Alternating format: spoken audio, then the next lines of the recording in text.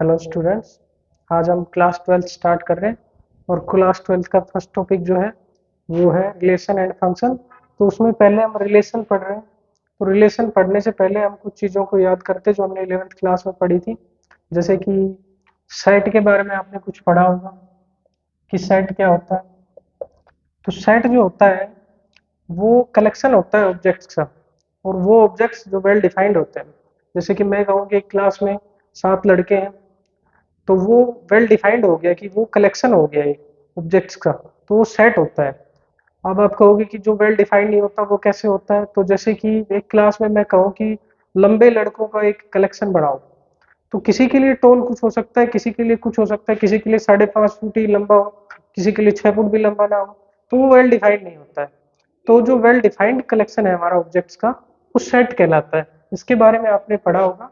जैसे सेट कुछ भी हो सकता है, नेचुरल नंबर्स का सेट, रियल नंबर्स का सेट, किसी का भी सेट। इसके बाद में होता है सबसेट। सबसेट वो होता है, जैसे हम कोई सेट लें, मान लो ए कोई सेट है, let A B any set, और इसमें जो भी एलिमेंट आएंगे, जैसे ए में सेट है, एलिमेंट्स है ए बी सी, और बी कोई दूसरा सेट है, इसमें एलिमेंट्स है ए बी सी डी। अब जो बी है, जो ए है वो बी का सबसेट हो जाएगा, क्योंकि ए में जितने भी एलिमेंट्स है ना, ए बी सी, वो सब बी में आ रहे हैं। यानी कि सबसेट वो होता है जिसमें आने वाले सभी एलिमेंट्स उसके सेट में आ जाएं। या इसका अपोजिट ये बोल सकते हैं कि सेट में जो एलिमेंट्स होते हैं उसका जो सबसेट होता है वो होता है जिसमें उसमें आने वाले एलिमेंट्स ही आए। जैसे कि अगर तीसरा कोई सेट ले ले, 1 2 3, तो अब ये इनमें से किसी का सबसेट नहीं होगा, क्योंकि इनमें किसी में भी बी में जो एलिमेंट आए हैं वो सी में अलग है, ए में अलग है। जबकि यहाँ पे आप देखोगे ए का बी सबसेट नहीं हो सकता, क्योंकि ए में ए बी सी है लेकिन यहाँ पे डी नहीं है, क्योंकि बी में डी भी है। तो जो बड़ा सेट होता है उसी का सबसेट छोटा सेट हो सकता है। ठीक है। इसके बाद बात करते हैं नंबर ऑफ सबसेट्स। सेट्स के सबसेट कितने होते हैं। तो जैसे कि देखो, इसके सबसेट या कितने सबसेट्स हो सकते हैं, या पावर सेट जिसको बोलते हैं। जैसे कि ए कोई सेट है, उसमें 3 एलिमेंट है ए बी सी। ठीक है। अब इसके बात करते हैं इसमें से इसके टोटल सबसेट्स कितने होंगे। तो इसका टोटल सबसेट्स देखने के लिए या तो पहला सबसेट वो होगा जिसमें कोई एलिमेंट ना हो इसका, यानी कि 5। इसमें कोई एलिमेंट नहीं है इसका, ना ए है ना बी है ना सी है। दूसरा जो सबसेट होगा वो इनमें से एक एलिमेंट हम यूज कर ले, मान लो हमने ए एलिमेंट ले लिया इसमें से, ये एक सबसेट हो गया। तीसरा जो सबसेट होगा वो एक एलिमेंट बी ले लें, ये तीसरा सबसेट हो गया। फोर्थ सबसेट के लिए सी ले लें। अब हमने एक एक वाले एलिमेंट ले लिए। अब हो सकता है इसमें से 2 एलिमेंट ले लें, वो भी तो सबसेट होगा इसका। तो 2 एलिमेंट ले लें, ए और बी, और ए और सी, और बी और सी। तो इस तरह से 3 सेट्स ये हो गए।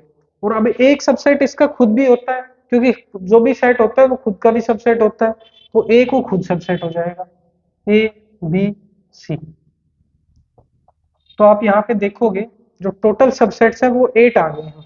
यानी कि पहले हमने क्या किया, इसमें 3 सेट्स हैं, 3 में से पहले हमने कोई चूज नहीं किया, 3 में से 0 एलिमेंट्स लिए इसमें से। फिर इसके बाद में 3C1, यानी कि 1 1 वाले सबसेट्स लिए जिनमें 1 1 एलिमेंट आ रहे हैं। इसके बाद में 3C2, यानी कि जिनमें 2 2 एलिमेंट्स हैं वो सबसेट्स लिए। और फिर 3C3, 3 3 वाले एलिमेंट्स लिए। तो इसको आप लिख सकते हो 2 to the power 3। यानी कि ऐसे कितने भी, ऐसे अगर हम सेट बनाए और उनके सबसेट्स की बात करें, जैसे कि ये तो सी तक है, और मान लीजिए हम इसको आगे, इसमें n एलिमेंट्स है मान लो। तो अब यहाँ पे कैसे लेंगे हम कि n में से आप कोई एलिमेंट मत लो, उसके बाद में 1 1 एलिमेंट ले लो, उसके बाद में 2 एलिमेंट्स ले लो, 2 2 वाले जितने भी हैं, उसके बाद में 3 3 ले लो, और लास्ट में n एलिमेंट्स आ जाएंगे। तो ये जो इसका जो सॉल्यूशन होता है वो आता है 2 to the power n। यानी कि किसी भी सेट के जो सबसेट्स के नंबर होता है वो 2 to the power n होता है। इसको बोलते हैं, इसके ये इसके सबसेट्स के नंबर है। इस पे हम एक क्वेश्चन करते हैं। उसके बाद आगे बढ़ते हैं। अब देखिए एक क्वेश्चन करते हैं, जैसे किसी सेट की कार्डिनलिटी, कार्डिनलिटी का मतलब होता है कि एक सेट में कितने एलिमेंट्स होते हैं। जैसे कि कोई सेट है, उसमें एलिमेंट्स है 1 2 3 4 5 6 और 7। तो इसकी जो कार्डिनलिटी होगी वो 7 होगी, क्योंकि इसमें 7 एलिमेंट्स हैं, और इसको इस तरह से लिखते हैं। ठीक है। अब मान लो इसके सबसेट्स बनाने हैं आपको, कि इसके टोटल सबसेट्स कितने होंगे।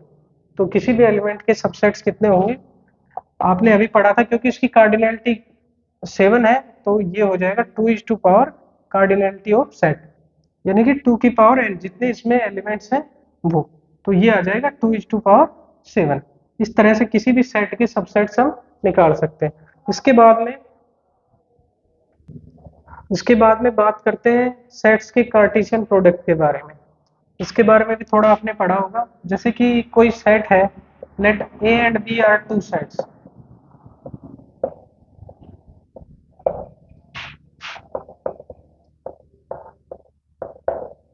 तो इनका जो कार्टेशियन प्रोडक्ट है, and there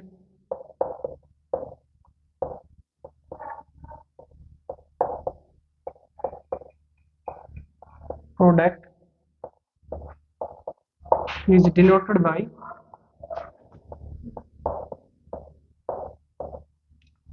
A cross B. ठीक है, इसको ए क्रॉस बी लिखते हैं।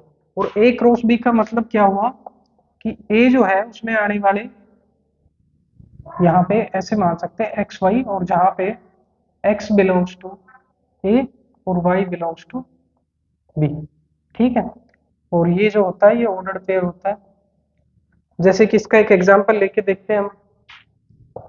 मान लीजिए एक सेट है ए 1 2 3, और दूसरा सेट जो है बी वो है ए बी। इसको स्मॉल में लिख लेते हैं, कैपिटल लिखा हुआ ए बी। ठीक है, अब आपको ए क्रॉस बी करना होगा। आप ए क्रॉस बी करोगे जैसे ही, तो यहां से इसका एक एलिमेंट इसके एक एलिमेंट के साथ मल्टीप्लाई हो जाएगा, या ऑर्डर्ड पेयर में लिखा जाता है उसको। जैसे कि यहां से 1 आएगा, वहां से ए आ जाएगा, यहां से 1, वहां से बी। इसके बाद में यहां से 2, और यहां से ए, यहां से 2, यहां से बी, यहां से 3, यहां से ए, और यहां से 3, यहां से बी। तो आप इसमें देख सकते हो 6 एलिमेंट्स आ जाएंगे। अगर बी क्रॉस ए करोगे आप, तो ये ए बी इस साइड में आ जाएगा, और फिर ये ए 1 होगा, ना कि 1 ए। तो यहां से आप देख सकते हो कि ए क्रॉस बी की जो कार्डिनलिटी है वो cardinality of A multiply cardinality of B है। यहाँ पे देखो 3 एलिमेंट्स इसमें हैं और 2 एलिमेंट्स इसमें हैं, तो 3 इंटू 2 6 हो जाएगा, जो कि इसकी ए क्रॉस बी की कार्डिनलिटी आप यहाँ पे देख सकते हो। ये आ जाती है इसकी कार्डिनलिटी, कार्टेशियन प्रोडक्ट। और इस तरह से हम कार्टेशियन प्रोडक्ट करते हैं। इसके बाद में आगे बढ़ते हैं। इसके बाद में बात करते हैं रिलेशन की। अब रिलेशन से पहले हमने सबसेट क्यों पढ़ा, क्योंकि रिलेशन की जो डेफिनेशन होती है वो इस टाइप से होती है कि if A and B are two non-empty sets,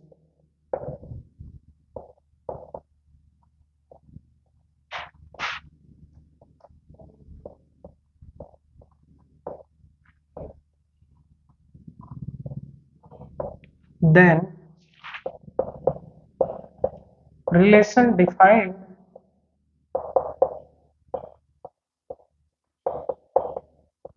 from A to B is subset of A cross B। यानी कि रिलेशन और कुछ नहीं होता है, ये A क्रॉस B का सबसेट होता है।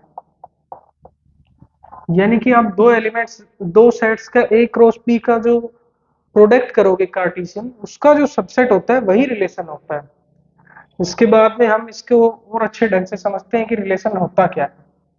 जैसे कि और अगर बात करें कि जैसे कि ए और बी के अलावा सेट अगर यहाँ पे आर ए क्रॉस बी का सबसेट होता है, लेकिन अगर दोनों मतलब एक ही सेट पे डिफाइंड हो रिलेशन, जैसे कि ए टू ए ही डिफाइंड हो, ए क्रॉस ए ही डिफाइंड हो, तो ये आर जो है ये ए क्रॉस ए का सबसेट हो जाता है। जैसे कि अब इसके कुछ एग्जांपल्स करके देखते हैं, डेफिनेशन तो आपको क्लियर हो जानी चाहिए कि जो दो नॉन एम्प्टी सेट लिए हमने ए क्रॉस बी और उनका कार्टेशियन प्रोडक्ट किया, उसके बाद में इन कार्टेशियन प्रोडक्ट्स का जो सबसेट होता है वही रिलेशन कहलाता है, वही रिलेशन होता है। ठीक है, इसके बाद में हम इसके एक दो एग्जांपल्स करके देखते हैं। तो इसकी डेफिनेशन से हम कह सकते हैं कि अगर आर रिलेशन है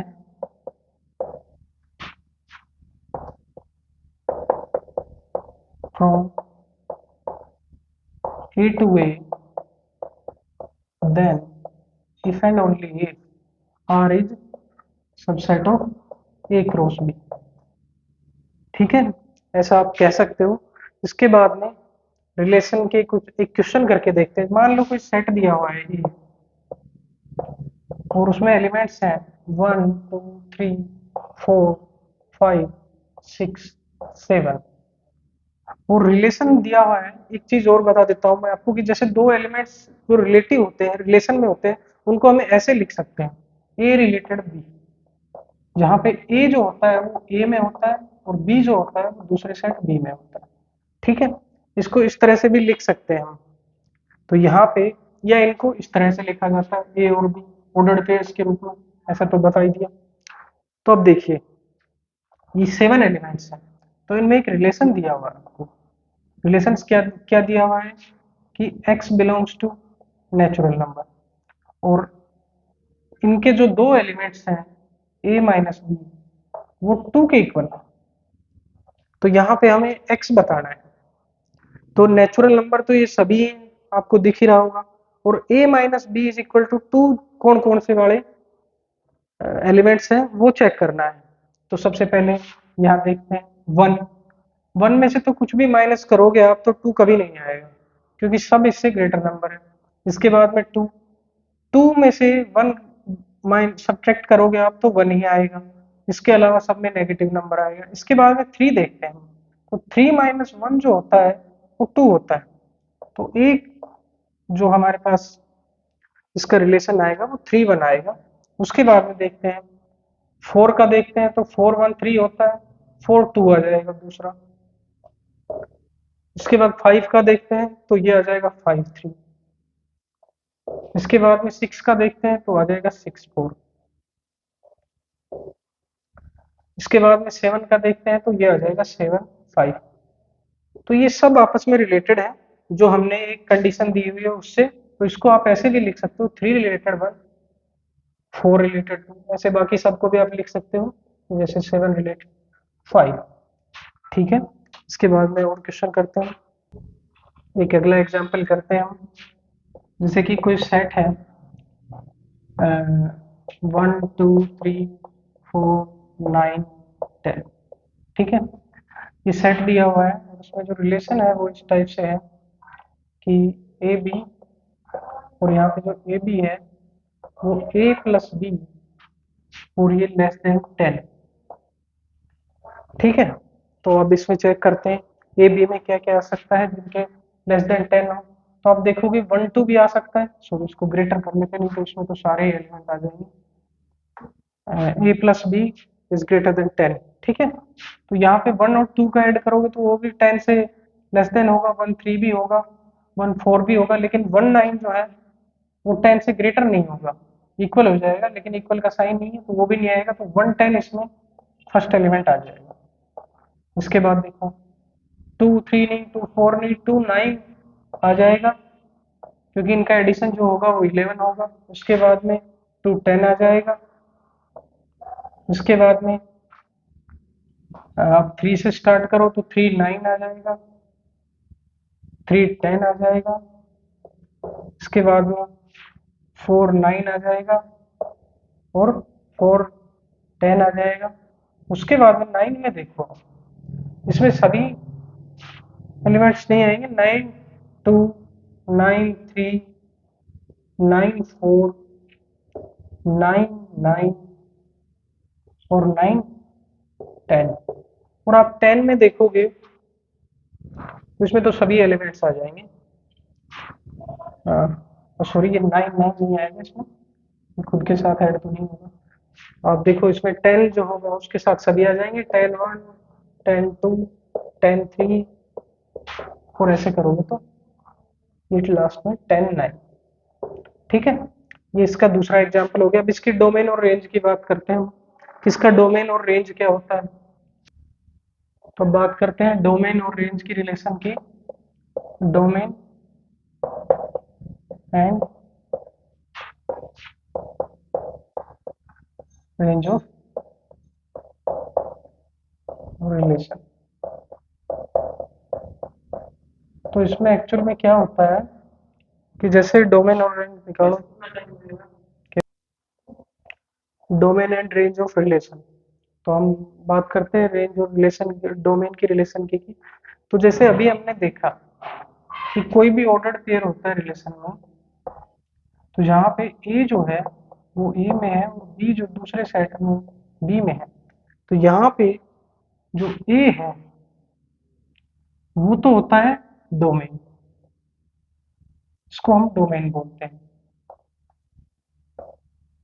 और यहाँ पे A B, A belongs to A और बी बिलोंग्स टू बी। यहाँ पे जो बी है ये होती है रेंज। जैसे अभी हमने कुछ एग्जांपल देखे थे उनमें आ रहा था 1 2, तो यहाँ पे जो 1 है ये तो है डोमेन, अगर ये ए क्रॉस बी का सबसेट है। ठीक है, अगर ये ए क्रॉस बी का है तब तो ये डोमेन है और ये रेंज है।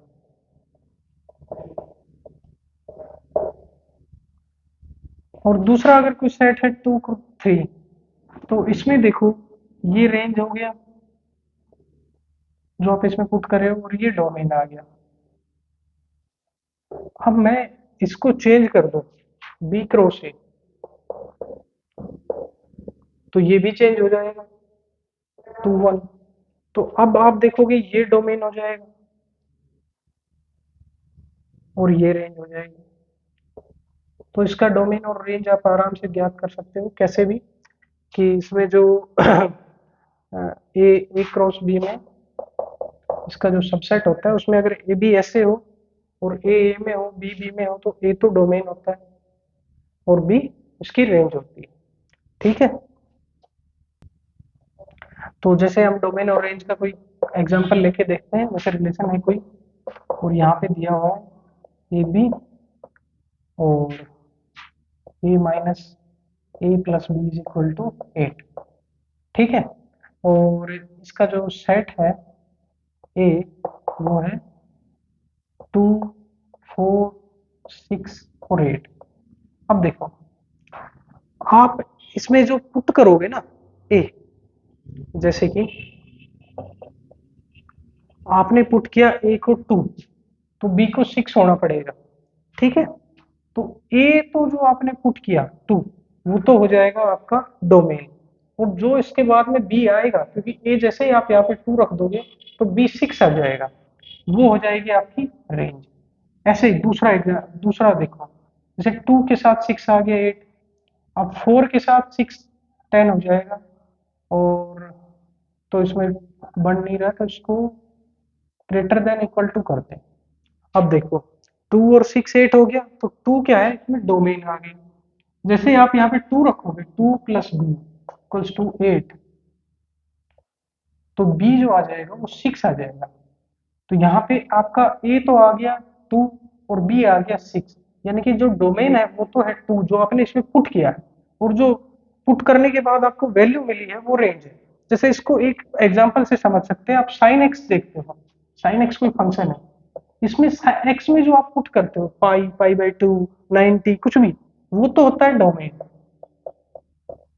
और उसके बाद में इसकी जो वैल्यू आती है साइन एक्स की, जैसे पाई बाई 2 पुट करोगे 1 1 बाई 2 कुछ भी जो भी आएगा, ये हो जाती है रेंज। तो वही रेंज और डोमेन ये है। तो आप ए में जो भी पुट करोगे उसके बाद जो बी की वैल्यू आएगी वो आपकी हो जाएगी रेंज और ए हो जाएगा डोमेन। इसके बाद देखते हैं दूसरे इसका अगला। तो जैसे कि इसमें आप 2 पुट कर दिया तो 6 आ जाएगा। आप 4 पुट करो एक ही जगह पे तो बी कितना आ जाएगा 4। इसके बाद में 6 पुट करो ए को तो बी आ जाएगा 2। ठीक है। और अगर 8 पुट करोगे तो 8 तो पुट कर ही नहीं सकते क्योंकि इसमें कुछ भी ऐड कर लो आप। ए में अगर आपने 8 पुट कर दिया उसके बाद में बी में या तो आप 2 पुट कर सकते हो 4 पुट कर सकते हो, हमें तो यहाँ पे 0 आएगा तभी इक्वल होगा और 0 हमारे पास इसमें है नहीं सेट में, तो वो आएगा नहीं। तो इसमें तीन ही ऑर्डर्ड पेयर आएंगे और इसमें ये जो है ये होता है डोमेन और ये जो हो जाएगी ये रेंज और ये सब में होगी। अब इसकी अलग अलग रेंज की बात करो आप तो इसमें जो डोमेन आएगा इसका डोमेन वो आएगा 2 4 6 और इसकी जो रेंज आएगी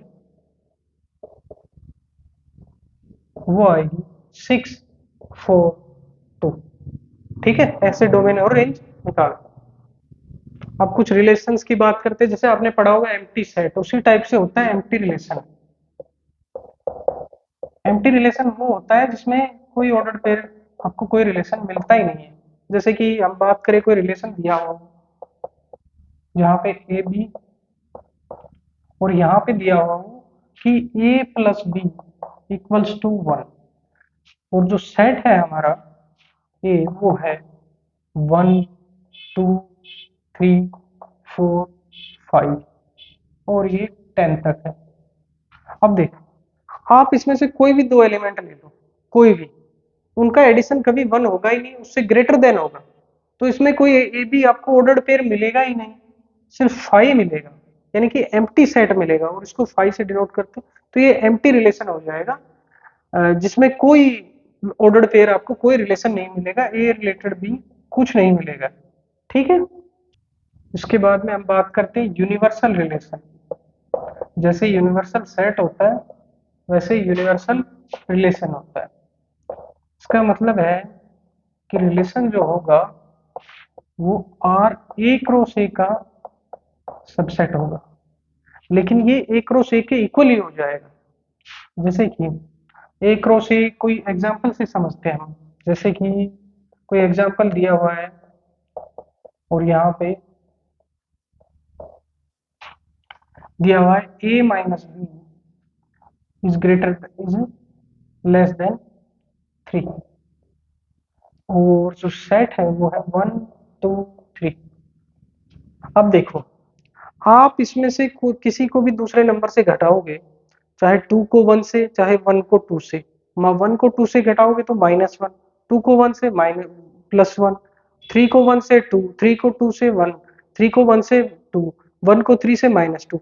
यानी कि इस सेट में हमेशा इसके जितने भी ऑर्डर्ड पेयर हैं, जितने भी इसमें एलिमेंट्स हैं, यानी कि इसका जो सबसेट में टोटल सबसेट्स होंगे इसके 2:n यानी कि 2:3 इक्वल्स टू 8, वो 8 के 8 ऑर्डर्ड पेयर जो रिलेशंस हैं वो सारे इसमें आ जाएंगे। जैसे कि 1 2 आ जाएगा, 1 3 आ जाएगा, 3 1 आ जाएगा, 3 2 आ जाएगा, इस तरह से सारे जो इसमें इसके सबसेट्स हैं ऑर्डर्ड पेयर के वो सारे इसमें आ जाएंगे। तो ये होता है यूनिवर्सल रिलेशन। इसके बाद में आइडेंटिटी रिलेशन होता है एक।